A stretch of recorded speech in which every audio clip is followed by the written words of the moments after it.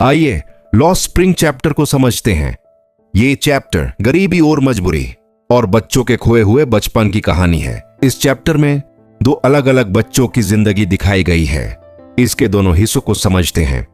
लेखक सुबह सुबह एक छोटे लड़के से मिलती है। उसका नाम साहेब होता है। साहेब अपने दोस्तों के साथ कचरा चुनता हुआ मिलता है। वो दिल्ली के झुग्गी वाले इलाके का रहने वाला है। लेखक उससे पूछती है, स्कूल क्यों नहीं जाते? साहेब सीधे बोलता है, स्कूल जब बनेगा तब जाऊंगा। इस एक लाइन से उसकी मजबूरी और गरीबी दोनों समझ आती है। न उसके पास स्कूल है, न सुविधा है, न कोई सहारा है।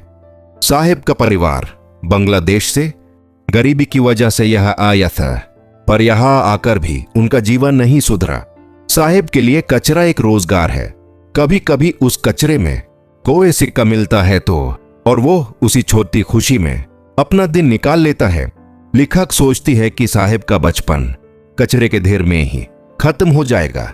कुछ वक्त बाद साहेब एक दूध की डेयरी में नौकरी करने लगता है, पर अब उसके चेहरे पर पहले जैसी चमक नहीं होती। पहले वो आजाद था, जहां चाहता था वहां जा सकता था, पर अब एक मालिक का काम करना पड़ता है। पर अब उसकी खुशी और आजादी दोनों कम हो जाती है। लेखक कहती है, उसने नौकरी तो पा ली, पर अपनी बचपन की आजादी खो दी। अब कहानी का दूसरा हिस्सा फिरोजाबाद से शुरू होता है। फिरोजाबाद बैंगल्स बनाने के काम के लिए मशहूर जगह है। यहां लेखक एक लड़के से मिलती है। उसका नाम मुकेश होता है। मुकेश का परिवार पीढ़ी दर पीढ़ी बैंगल्स बनाता आ रहा है। इस काम में बहुत गर्मी होती है, भट्टी का धुआं होता है। यह काम अंधेर वाले कमरों में होता है, बच्चे दिन भर।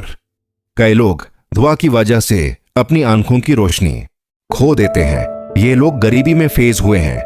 बच्चों को स्कूल भेजने का मौका नहीं मिलता। उन्हें सिर्फ एक ही काम सिखाया जाता है, बैंगल्स बनाना। पर मुकेश दूसरे बच्चों जैसा नहीं है। वो एक नया सपना देखता है। वो धीरे से कहता है, मैं कार चलाना चाहता हूं। इस छोटे सपने में एक बड़ी उम्मीद छुपी है। मुकेश अपने परिवार की परंपरा से बाहर निकलना चाहता है।